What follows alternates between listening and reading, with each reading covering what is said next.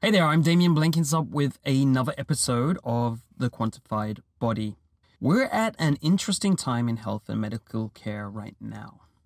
Today's standard of care has proven good at resolving acute health concerns like car crash injuries and deadly viruses and other pathogens.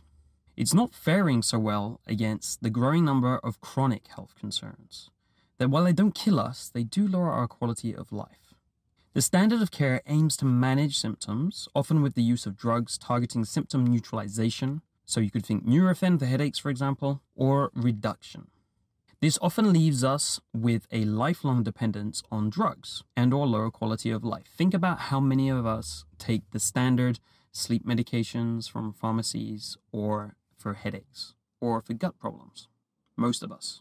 What if we could take another route? What if we could identify the original trigger of our symptoms, whether it's headaches or aches or other things?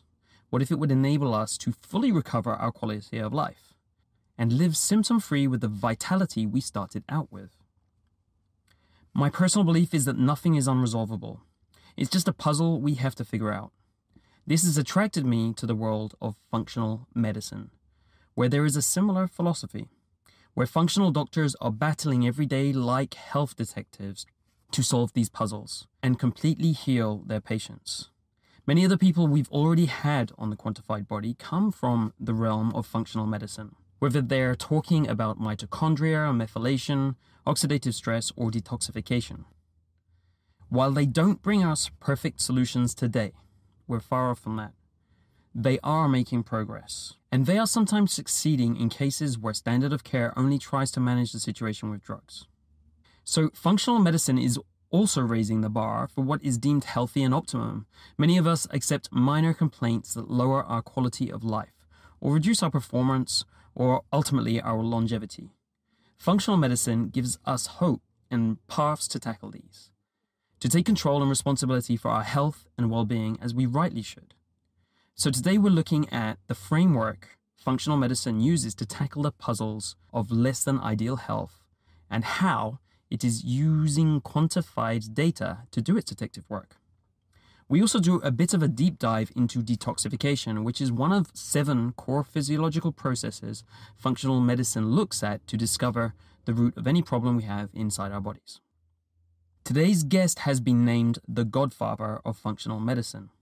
Jeffrey Bland, PhD, has been working tirelessly for 35 years to solve chronic health issues, which ultimately led to him creating the functional medicine movement. His bio is too long and impressive to go over, but here are some of the highlights. He's the principal author of over 120 peer-reviewed research papers on nutritional biochemistry and medicine. He founded the Institute for Functional Medicine in 1991 with his wife, Susan. He's worked on the boards of a variety of companies through the years that emphasize nutritional product development and other things that target chronic health issues through laboratory work and clinical studies. He has served as Director of Nutritional Research at the Linus Pauling Institute of Science and Medicine in the early 80s, working directly with 2-time Nobel laureate Dr. Linus Pauling, which I'm sure some of you have heard of. Finally, just recently he authored the book The Disease Delusion. I highly recommend reading this book. It's really a great in-depth book which gives an overview of functional medicine, allows you to understand it and their approach. It also looks at many of the potential sources of problems in your body and may give you ideas if you're facing issues with performance, longevity, or your health in general. As usual, you can go to thequantifiedbody.net/episodes to find all of the episodes, including this one, which should be at the top if you've just received it, or a bit further down. On the site, you get easy-to-use interview transcripts, links and references from today's episode, including all the biomarkers, the apps and labs, and everything else mentioned on the show, including, of course, links to the guest and what they are up to. The Quantified Body. New technologies are bringing us more and better data on our bodies every day. This data promises to help us make better decisions for better health, higher performance, less disease, and greater longevity. In the Quantified Body, we explore this promise to find out where it is creating real-world results, improving bodies, and improving lives.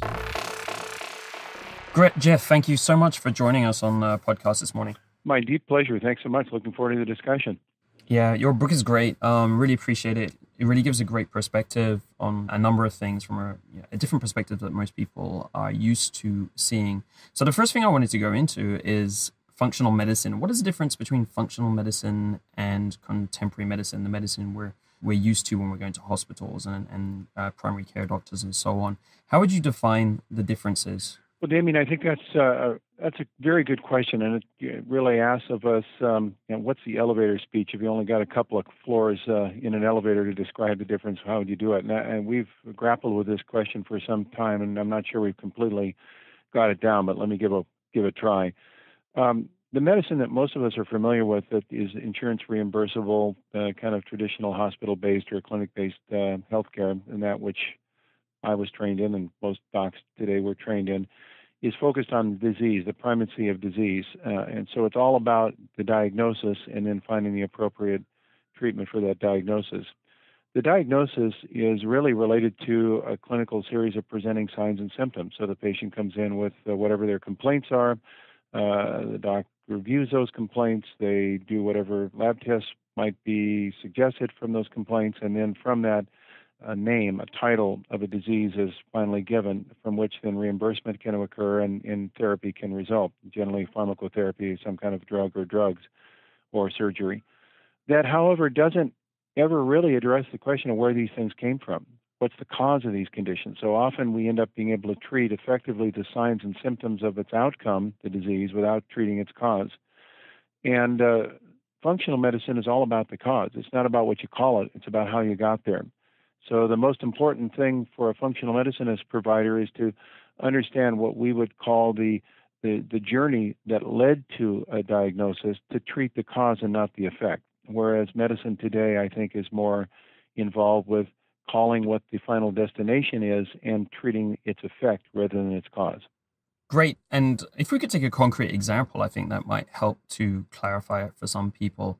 One of the diseases that are defined by the world of primary care and so on is multiple sclerosis, right? So that's a disease condition, and there are a number of drugs and things around available to treat that. How would functional medicine look at that? What are the differences in the way you would look at multiple sclerosis? I think that's a really excellent example, actually. That fits right into this discussion very nicely.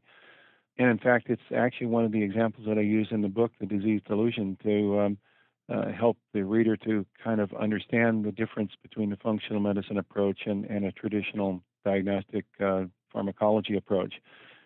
So a functional medicine practitioner, when they would see a person who has been diagnosed with MS, would first ask the question in their mind, what do we know about MS? We know that multiple sclerosis is a member of the autoimmune family of diseases. These are the diseases that are characterized with the body's immune system attacking itself, attacking the body itself, leading to collateral damage.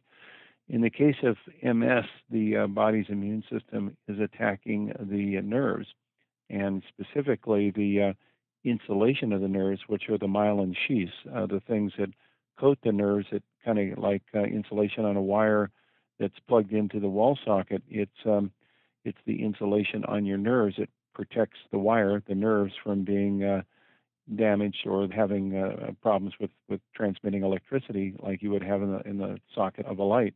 And so when your body's immune system attacks the insulation of your nerves, the myelin, it starts to lead to kind of a short circuit of the nervous system, just as if you lost the insulation off the wire and it goes to your light bulb, you might end up short circuiting that, and maybe sparks would fly out, or you catch the curtains on fire, or any number of collateral damage could occur from losing that insulation. And so the treatment of choice is to give an individual who has that diagnosis of MS drugs that are designed to try to block the effect of that immune reaction against your nerves. So it would be certain kinds of anti-inflammatory drugs or drugs that prevent the insulation of the nerves from being further damaged. The functional medicine approach, however, would be to ask, well, why is that person having the loss of the insulation on the wires of their nerves? What was the cause of this? And the first kind of assumption that many people have is, well, that must be in my genes, that gee whiz, I have family members that have autoimmune disease, or I have a family member that might have even had MS, and so it must be my genetic inheritance. However, when the data is looked at as it relates to that specific disease, MS, like so many other of the autoimmune diseases, there is a very weak linkage between genetics and MS. It's not a hardwired genetic disease. So it may have a weak linkage to certain immune relationships that give rise to autoimmunity, but it's not a disease that we can say this is caused by your genetic heritage. Therefore, there must be another factor or factors. And this is where the functional medicine detective story emerges, because the functional medicine practitioner then would say, well, let's look at all of the various factors that have been identified in the medical scientific literature that are associated with the cause of an immune system attacking the nerves. And this could be things like toxic chemicals. It could be things like heavy elements, toxic elements like mercury or cadmium. It could be things like reaction to certain food proteins that your body sees as foreigners, one of which would be gluten. It could be the result of insufficiency of specific vitamin factors, particularly vitamin D, which has been studied extensively by Michael Hollick, Dr. Heaney, and Dr. Halab as it relates to vitamin D insufficiencies. Or it could be associated with situations that relate to the exposure to what you would call xenobiotic chemicals, certain agents that activate the immune system, which including even certain members of the drug family, which certain individuals have immune response to, and it becomes seen as a foreigner that the body's immune system then starts attacking the nerve. So there is a whole laundry list of various agents that might trigger the immune system of a person who is considered normally healthy to now start developing an immune reaction to their nerves. So rather than just jumping in and giving a person something that blocks the inflammation, the functional medicine provider would start going through, as a detective might, Sherlock Holmes of the etiology of the condition, asking, could this person that has this condition have these problems? Could they be suffering from too much mercury? Could they have too much cadmium? Could they be suffering from exposure to certain chemicals? Could they be taking certain pharmaceuticals that activate the immune system?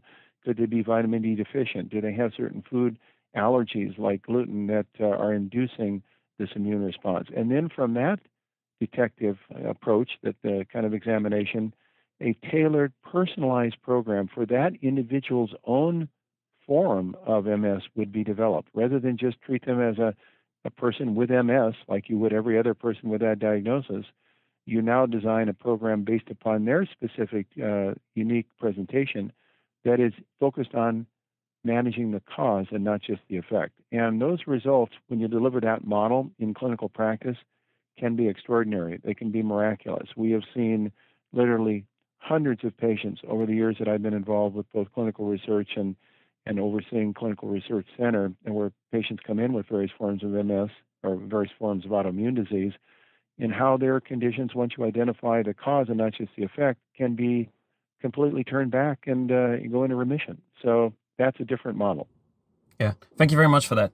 So if I kind of retake it and see if you could say that this is accurate or not, traditional medicine is looking at the effect, and it's trying the effects, the symptoms you have, and they're trying to categorize you amongst a number of diseases that they have on record. They have 100 different diseases: cancers, multiple sclerosis, Parkinson's, all these things which have been categorized according to symptoms, a list of symptoms.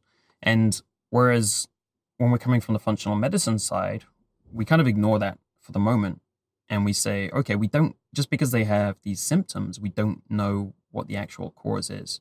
So we're going to do a number of different tests, and we're not going to make any assumptions about what's actually causing this until we've done some investigation, and we could find, and the idea is that we could find any number of causes, and they could end up at the same symptoms due to the mix of genetics, epigenetics, and the other processes going on in our bodies, but they can arrive at that different ending, the symptoms, from completely different causes. Is that accurate representation of what you just said?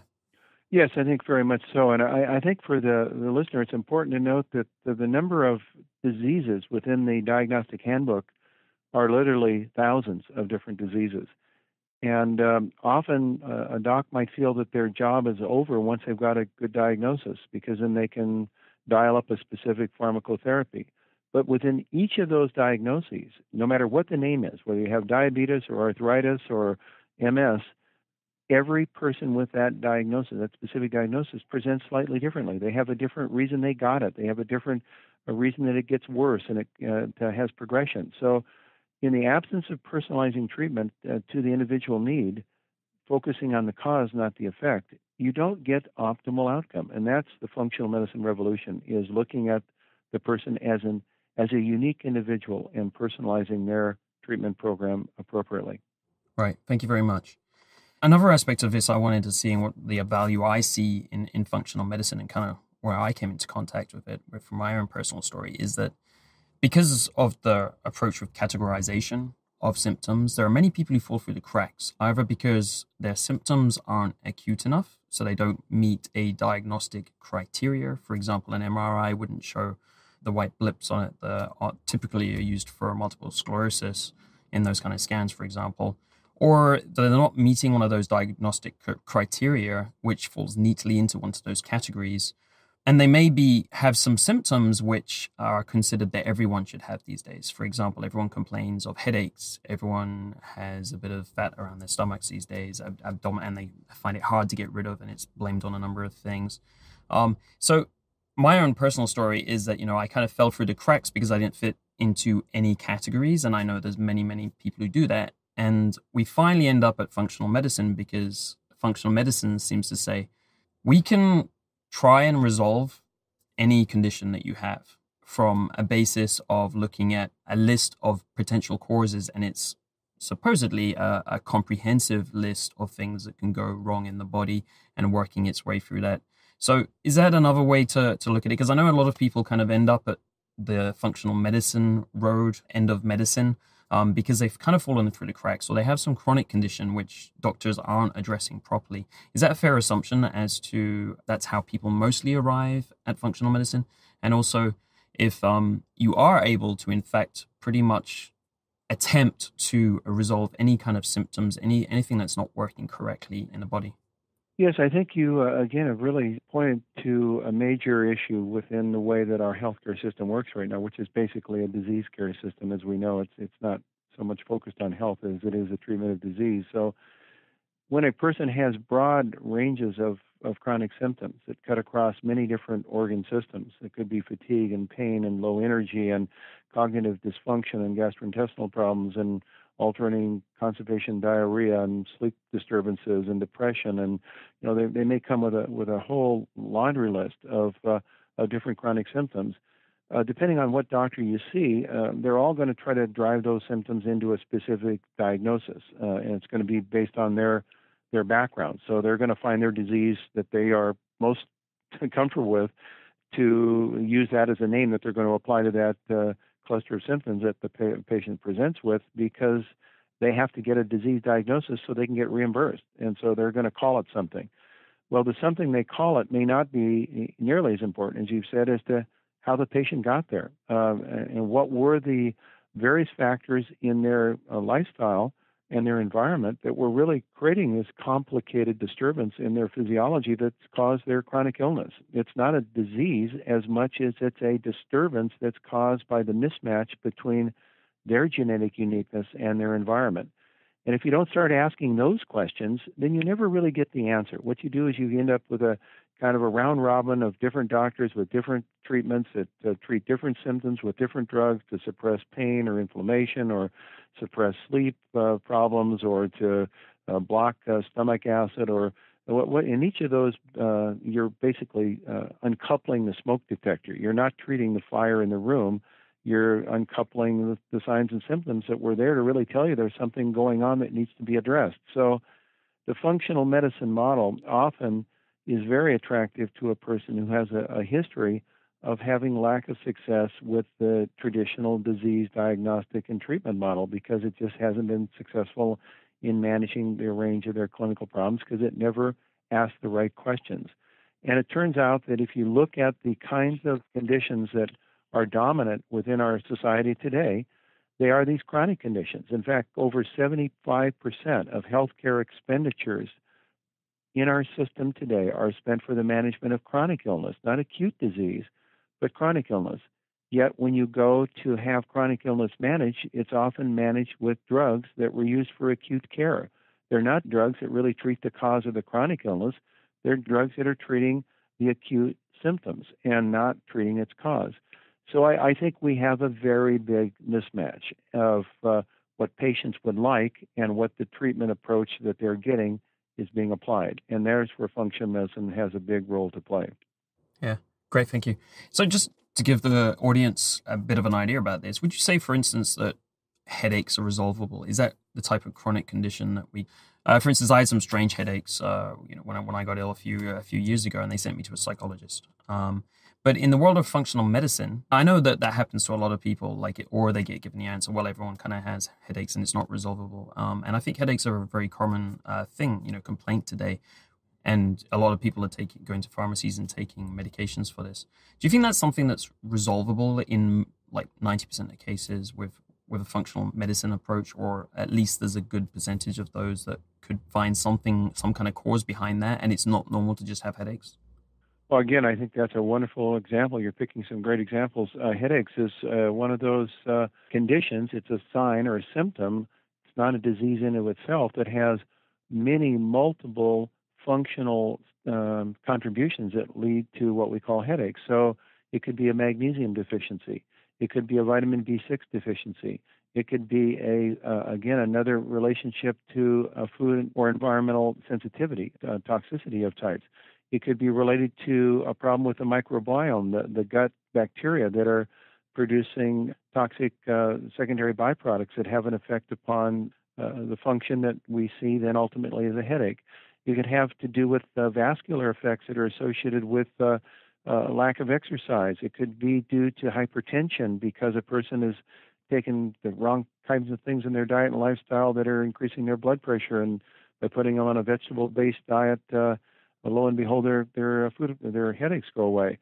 So a functional medicine provider would look at this list of potentials and start making a differential diagnosis of that individual patient, or assessment as to what their specific causation might be of their headache, and work with them, not just give them a headache treatment remedy, a drug to uncouple the smoke detector of the headache, but to treat the cause of that condition. When, in fact, that occurs, I don't have a specific percentage I could give you, but I would say for sure the vast majority of chronic headache sufferers will be in remission. Their headaches have been demonstrated to go away. So I think that this is another great example of a clinical presenting sign and symptom that through a functional medicine systems biology approach can lead to remediation because you treated the cause, not just the effect. Right. And what I love about the philosophy is that it kind of puts control back in our hands, because we're saying that there's always some cause of what is happening. And it's not just, I guess, in conventional medicine, sometimes it'll be put down to genetics or something that's not addressable. But often in functional medicine, the locus of control comes back to us, and it just says, we just have to find the cause. If we can find the cause, then we can fix no matter what is going on with the human body and causing these symptoms. Is that a fair reiteration? Yeah, absolutely. In fact, if I was to kind of distill down the whole focus of my book, The Disease Delusion, that's really what it's all about, is returning the power to the individual for the control of their health. I think a lot of people have had their health kind of hijacked from them because they feel it's either a consequence of their genetic lineage that they had no control over, or it's their doctor that's controlling their health. In essence, what we have learned since the deciphering of the human genome in 2000 is that actually each one of us controls how our genes are expressed, and that the way that we think, act, believe, behave, drink, eat, exercise, sleep, have relationships with other people, think of ourselves as valued parts of society, those all have direct impact on how our genes are expressed and regulate how we look, act, and feel. And so I think that this is a hugely empowering age in which we live, in which the individual becomes much more important than they were in the previous period of society where we were all part of massification of society. We just wanted to be part of the average. Now the power of the individual has become very, very important, and we can give people the tools to not become doctors, but to understand themselves well enough that they can start navigating through life in such a way to design their own health program as contrasted to their own disease treatment program, which comes from the doctor. Great, excellent. So in a minute, I'd like to give us a bit more of a practical, quantified focus. We often talk about quantified aspects here on how you make use of labs and data in functional medicine to identify the causes that you're talking about. But first of all, I just wanted to look at basically you have a framework in your book, The Disease Delusion. And it's this framework for saying these are all the potential causes of problems. The framework you described, is that the basis of functional medicine today, or was that coming from you? Could you give us a bit of an overview of where that framework is? Because I think it's a really great, a lot of the aspects of it, I haven't seen them described in that way before. I think it seems like what we would say in consulting language, MECE was mutually exclusive and comprehensive, basically. So it covers everything, and it's a very nice framework, I can say, from my consulting background. But just from your perspective, where's that come from? Is that something recent, or is it something that's been used in functional medicine for a while? Is it something that you're hoping will be used more and more going forward? Yes, thank you. The way that this functional medicine concept was actually birthed was in 1989 and 90. My wife and I hosted meetings about week-long each in Victoria, British Columbia, on Vancouver Island, where we invited about 30 or 40 of the top opinion leaders that we had met from different fields to kind of sit down quietly over a period of a few days with a whiteboard and address the question, what would be the best possible medical system that you could conceive of with your experience from the different disciplines they represented? And let's not talk about reimbursement. Let's not talk about healthcare financing. Let's just talk about theoretically what would this system look like. And from that 2-year exploration emerged the concept that we would develop a system that really looked at the individual and how they, over time, had altered function. And we'd have different diagnostic criteria, different assessment tools, and we would be able to earlier on understand when a person is heading in a trajectory towards a disease well before they become a cancer patient or a heart disease patient or a diabetic patient or whatever it might be. And that led us into asking what would be then the types of things we'd want to know of that person so we'd be able to better early on understand their trajectory towards not optimal health. And we started looking at the scientific and medical literature, and this group of people were pretty good at understanding what was going on within the discoveries that were being made. And we eventually started putting references and articles together and stacking them in different piles to see if they fit into different kind of what we call buckets. And from that, eventually emerged the fact that these conditions that lead to altered function that later become diseases as a person progresses towards more severity could be characterized into 7 different buckets. And we call those the 7 core physiological processes. And over the now subsequent 25 years since that time, lo and behold, those buckets were pretty close to the way things have evolved in science and in medicine over the last quarter century. So those buckets included detoxification, they included immune defense, they included hormone signaling, they included gastrointestinal function, they included structural relationships, they included bioenergetics. Each one of these 7 core physiological processes, by the way, I've described in individual chapters in my book. And then we developed questionnaires for the patient that were associated with the presenting clinical symptoms and signs that were associated with the dysfunctions in each of those 7 areas, and to help the person to better understand where were their strengths and where were their weaknesses. And that formalism became then the functional medicine assessment program and approach. And obviously, over the last 25 years, it's become much more sophisticated and much more well-defined and well understood. But I am quite amazed at what we birthed or germinated in 1989 and 90 has really proven out over the last quarter century to actually be very applicable to clinical intervention and to improving outcome in patients with chronic illness. Great. I didn't realize the structure, the framework had actually been around that long. Really. I assumed it was actually maybe something that you'd come up with pretty recently because, as you say, it tackles all of the current themes of research and everything that's currently going on. And so in terms of the process that you go through, if you could give us a very high view of what happens when you go to see a functional medicine doctor with, some complaints and you're not sure, is there a very typical process? Like, do you start with a questionnaire, as you said, to kind of identify the different parts of that 7-piece framework that goes wrong? And could you walk us through the kind of on a top level what would happen if someone went to functional medicine?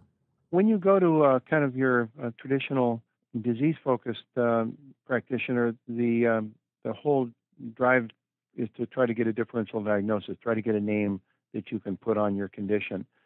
And that's different than the functional medicine practitioner. They may obviously be interested in a diagnosis if a person has one, but their approach will be different from the beginning in that the approach is to look at the antecedents, triggers, mediators, and signs and symptoms. Now, what does that mean?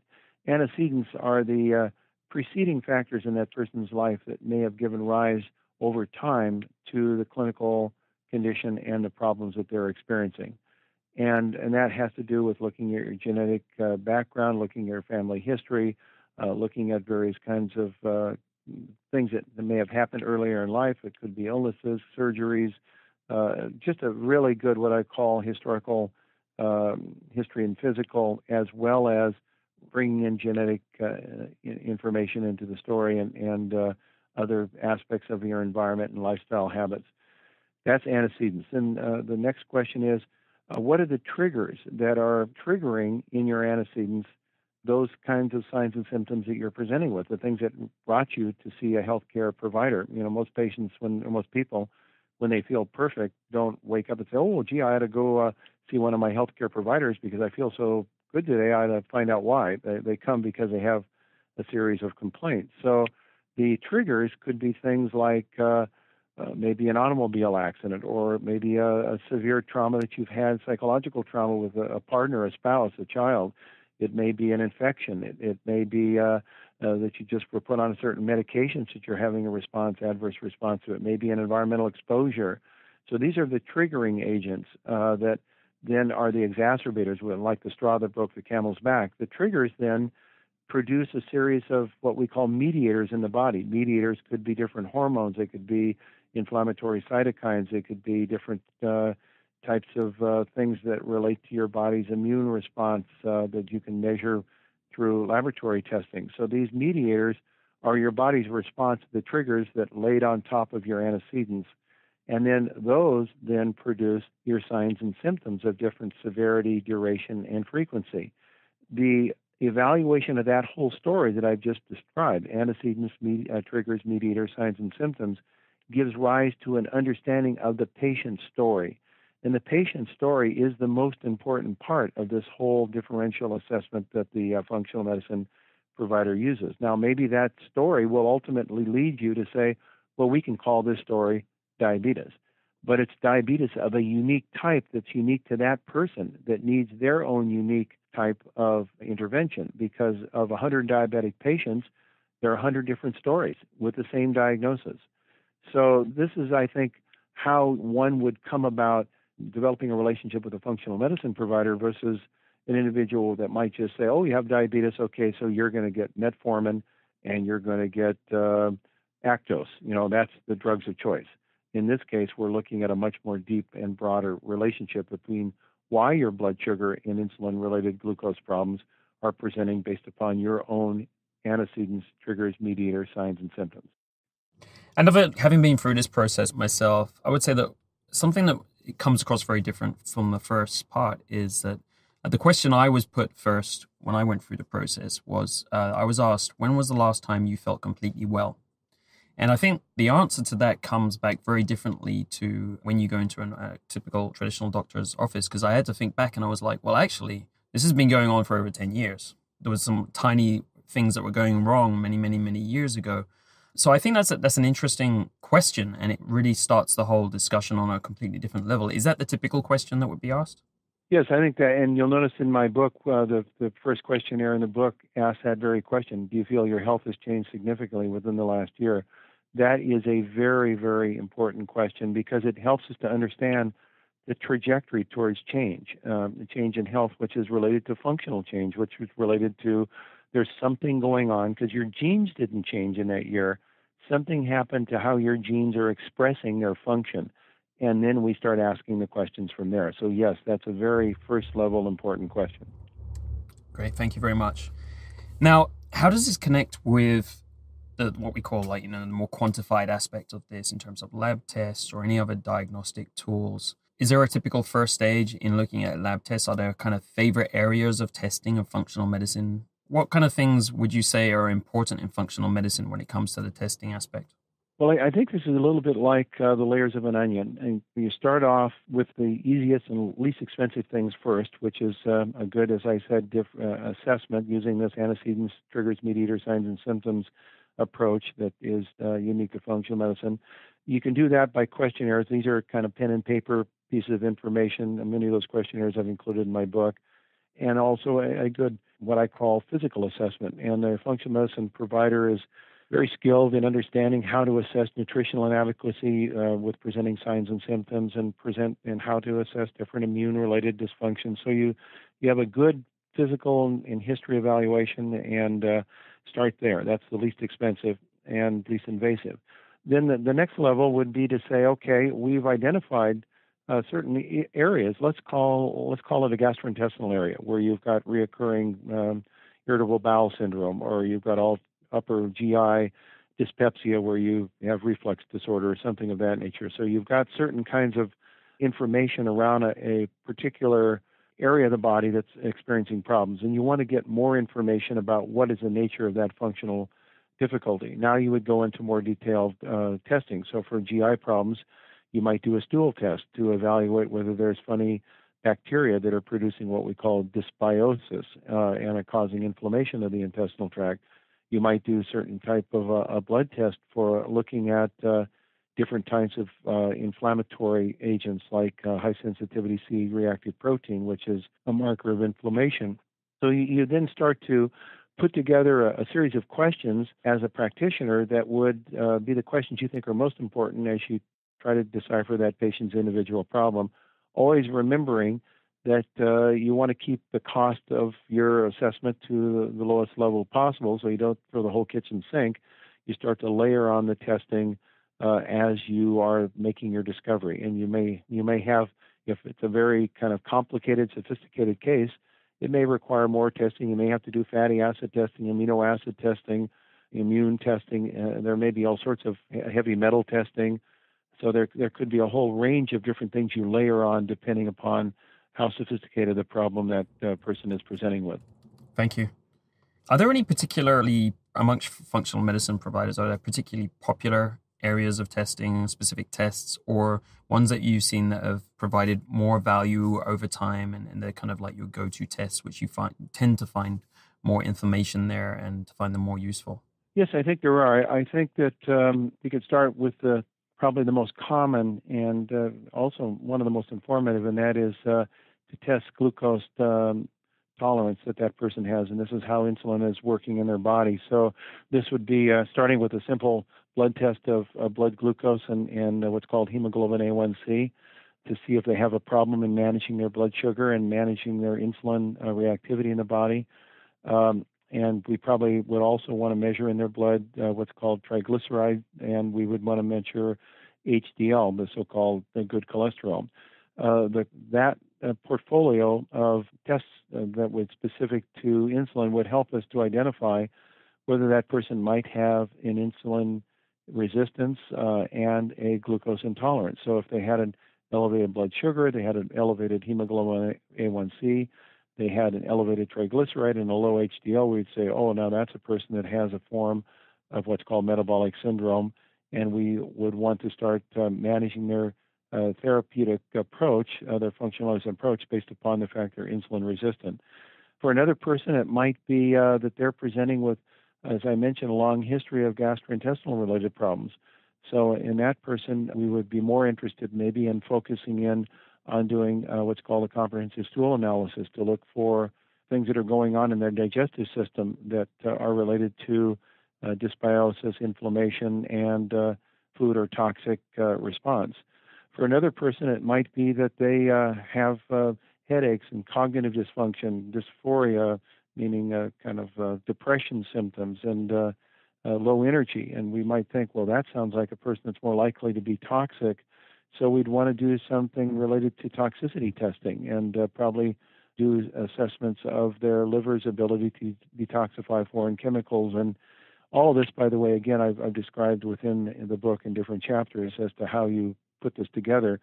But based upon the presenting signs and symptoms a person has, it helps guide the individual as to what the specific quantified information they'd want to make their assessment. Thank you very much for that. Actually, I'd like to kind of take a bit of a case example with detoxification, because I think this is an area which traditional medicine tends to address less, and functional medicine tends to consider more strongly and look more at. So it'd be nice to kind of, like, as you say in your book, you go into each of the 7 areas in a lot of detail, and you give a lot of good case studies, which is very helpful for people to connect to what's going on there. But so in a detoxification case, what kinds of things would you were just talking about liver tests and so on, what kind of things would you look at first to understand if someone had a level of toxicity or toxic burden that they had to deal with and that was potentially causing their symptoms?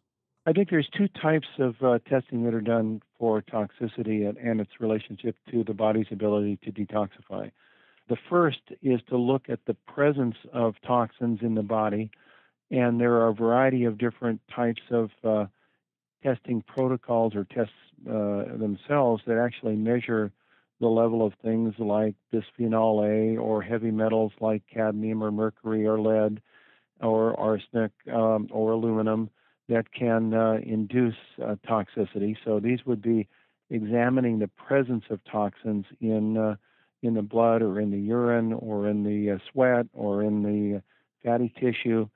And the other type of test is to look at the individual's ability to detoxify. And our detoxifying system is controlled principally by 2 very unique enzyme systems that are present in our body. One are called the cytochrome P450 enzymes, and the other are called the conjugase enzymes. And they reside to a great extent in the liver, but they are found in virtually every other tissue in the body as well, including the gastrointestinal tract, where these enzymes try to glom on to these foreign substances and to detoxify them and be able to eliminate in a non-toxic form, either in the urine or in the stool, to get them out of the body.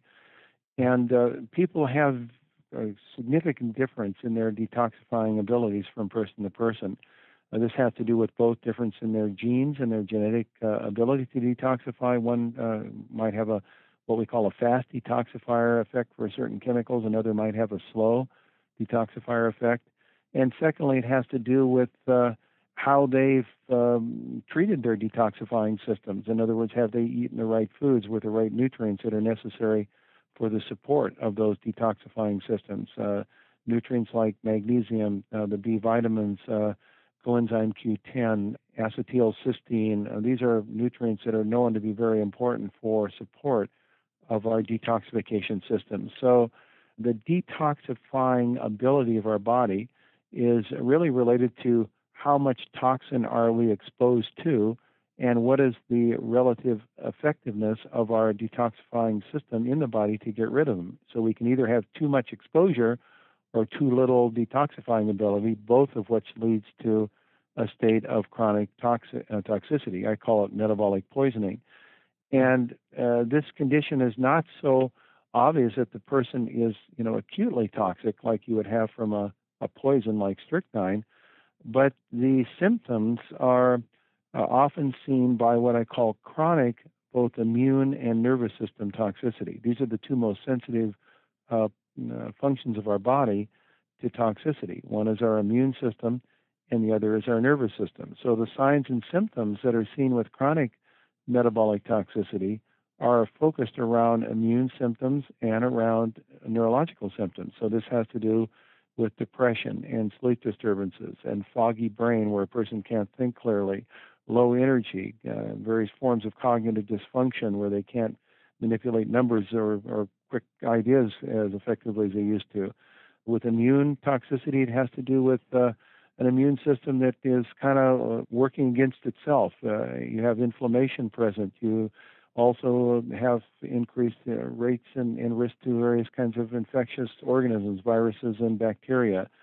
So the combination of those symptoms often is associated with this chronic cellular toxicity, for which then the appropriate detoxification program for that patient that's based upon their own unique case can lead to extraordinary benefit and improve their function. Yeah, thank you very much, because I think also the area of toxins and detox, if you walk in health stores today, I'm in LA and places like Erewhon or Whole Foods, there's a whole range of detoxification supplements. There's aspects of the products in the shops like alkaline water and so on. There's a lot of things which are products now that are focused on helping to detox. But I feel like there's a fair amount of lack of rigor in a lot of the scientific basis for a lot of these. So one of the areas I've heard you talk about at the Detox Summit, which I thought was particularly interesting, is the topic of alkalinity, which comes up a lot. There's a lot of alkaline water that's sold in shops, for instance. And it's said that if we take in alkaline, we make our bodies more alkaline, then it helps us to detox better. What is the scientific basis for that? And is it actually true? And from your perspective, what kind of things can be done in reality, if it is effective, to actually make that change? Alkalinity is related to the balance between acids and bases in the body. And for those individuals that are not necessarily up on their human physiology, our body in its natural state, if you look at the blood, is slightly more basic than it's acidic. It has what's called a pH, which is a measure of acid and base characteristics.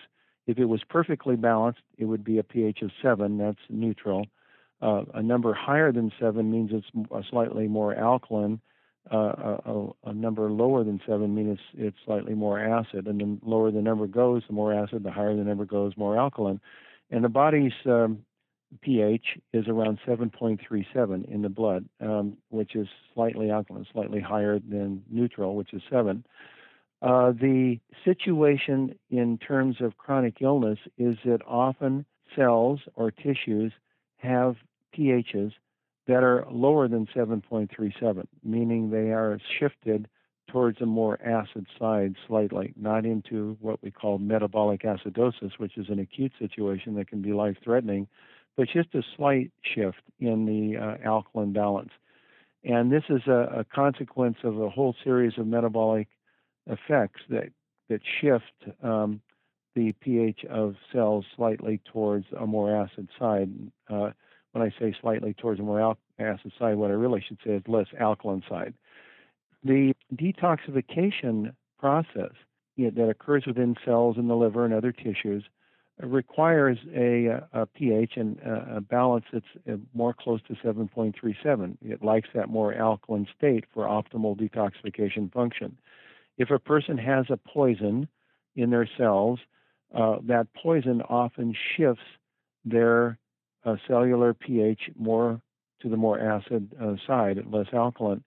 And there are many studies that in poison centers have shown that if you administer then an alkalizing agent to that person, this can either be done intravenously or orally, meaning given something by mouth, like sodium citrate or sodium bicarbonate. These are alkalizing substances that it will then improve their detoxification ability. Now, in the case of chronic metabolic toxicity, you don't need to use, obviously, administration into your blood of an alkalizing agent. An alkalizing diet can be very, very helpful, and these are basically vegetable-based diets. Animal-based diets tend to have an acid residue, and they tend to be acidifying. Vegetable-based diets, rich in plant foods, tend to have an alkaline residue and tend to be alkalizing. And so you can use plant foods, a plant food diet, and more vegetables and fruits in alkalizing, or you can also use supplementary alkalizing substances like sodium bicarbonate or sodium citrate, other things that will slightly shift your body's balance more towards the alkaline state, and that will help improve your detoxification ability. Great. So a couple of clarifications on some of the things that you spoke about there. You were talking about the blood pH, 7.37. And if we wanted to measure this slight acidity change that you spoke about, is it possible to run lab tests on the cell pH and the tissue pH? Because you're talking about those versus blood, which I believe blood is always kept roughly 7.37. It doesn't actually change, and it's just the cells and the tissues that actually change. Is it possible to quantify that? And is it a very slight change are we talking about here? Is it like just 7.1, 7.2? So it's kind of like a quite fine test to understand that. Yes, it is. I'm speaking here about very slight changes. More acute, more dramatic changes are associated with life-threatening conditions because your body needs to stay within a very close range in its pH in order to function. The muscles can't work correctly, the brain can't work correctly, your heart can't fire correctly. So that if you change too much in your pH, you get into very, very serious problems. So we're talking about very small shifts in cellular pH.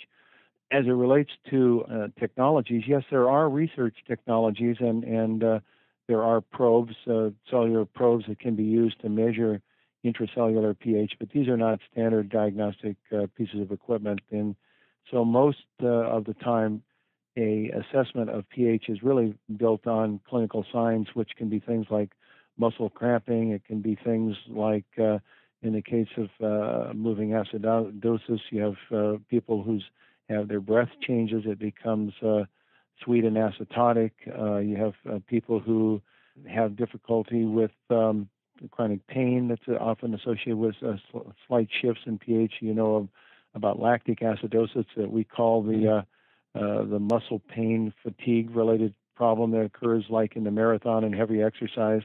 Well, there's chronic lactic acidosis that's associated as well with chronic muscle pain. So these are the more common types of things that I think one uses for assessing pH balance versus using a specific diagnostic laboratory procedure. Great, thank you for that clarification. The other important aspect I've seen about alkalinity is there's a lot of alkaline water for sale now in a lot of the shops. From your perspective, does that help to change the cellular pH? Is that beneficial at all, or is there no science behind that?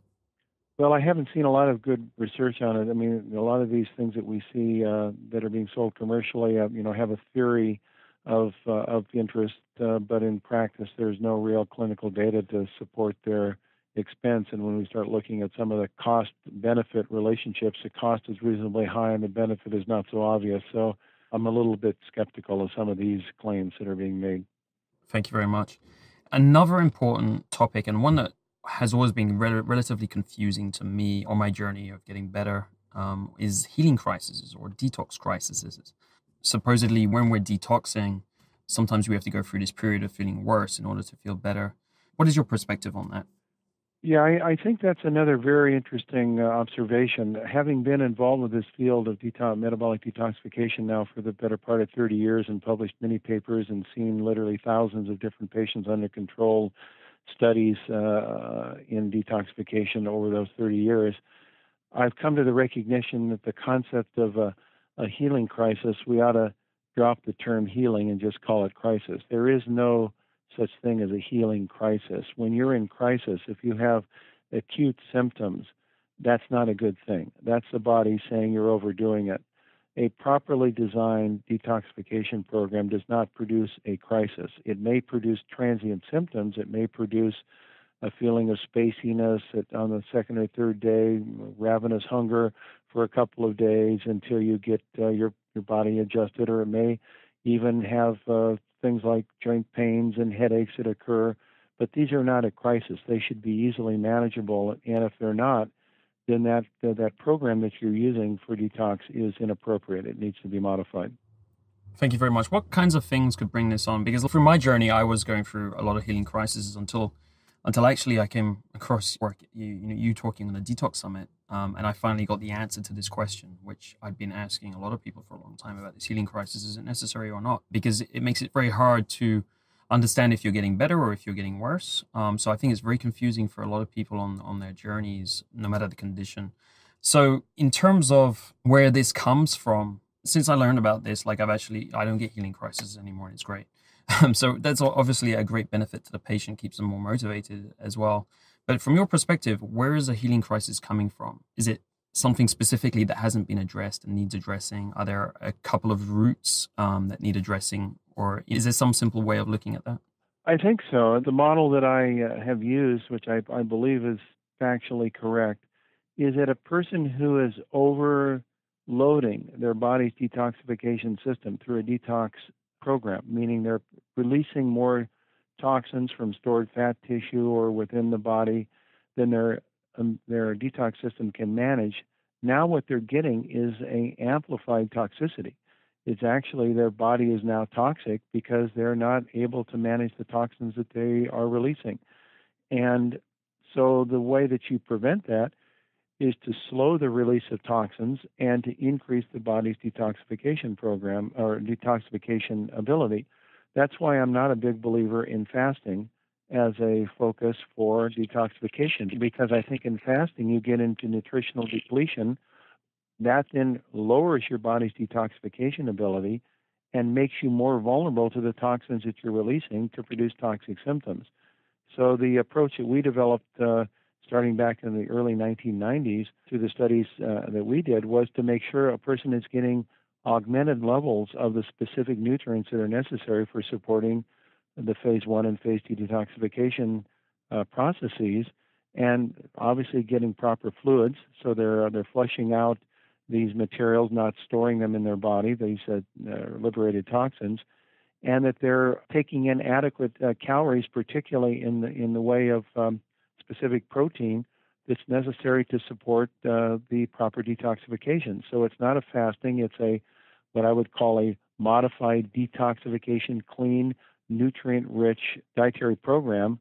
What that leads to over the course, in our experience, of 14 to 20 days is an extraordinarily successful with lower adverse signs and symptoms in the patient getting or the person getting clean. And when they get clean, they know it. They think clearly, they act clearly, they sleep better, they have more energy, the chronic pain is reduced.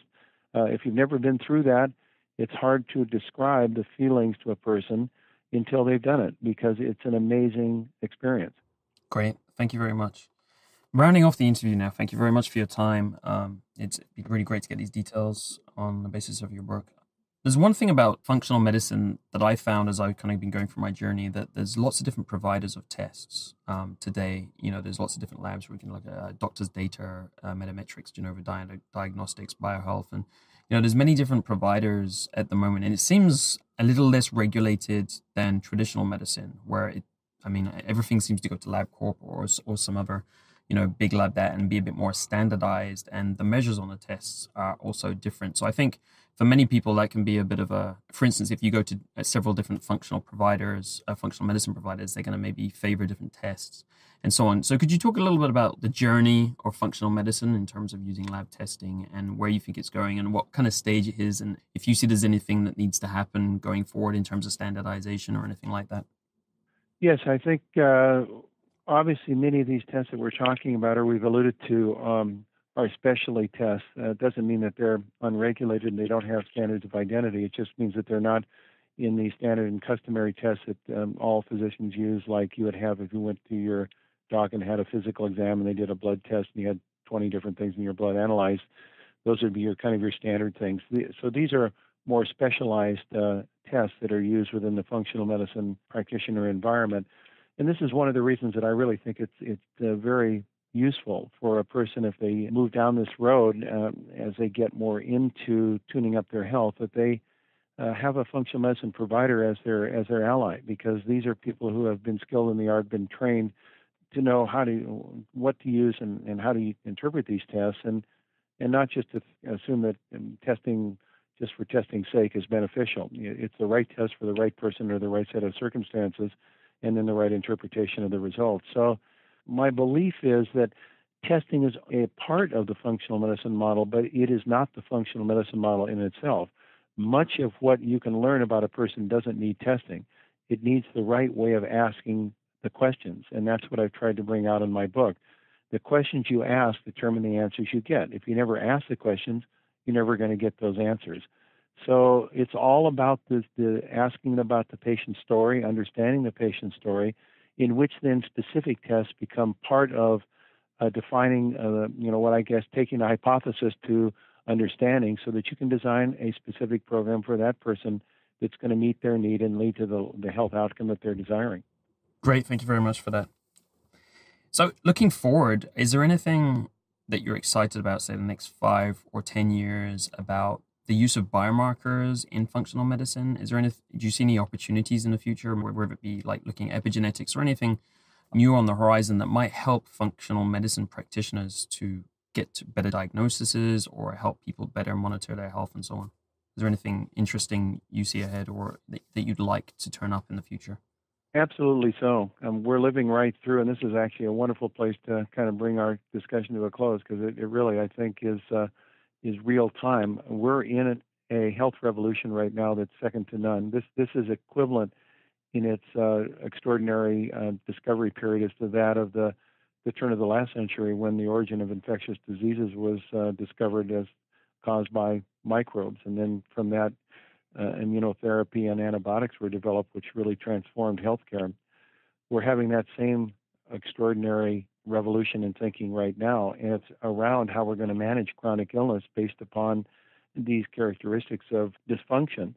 And there are 3 intersecting changes that are occurring right now that I think are absolutely revolutionizing this field. One we've talked about, and that's the omics revolution, genomics, proteomics, metabolomics, that really allow us to analyze certain aspects of how our genes are expressed and how they are able to be induced to produce good health through activating our resilience genes. And, every one of us has some areas of our genetic weak spots, but fortunately, most of us have, in fact, I would say everyone, has resilience genes that can kind of neutralize our risk spots if we turn on our resilience genes. So I think that this particular period that we're undergoing right now in discovery is helping us to understand what are those characteristics and how do we measure them. I mean, soon virtually everyone will be able to have a full gene analysis done, the whole full genomic analysis for the cost of a normal lab test, probably somewhere in the range of less than $1,000 and probably eventually for a few $100s.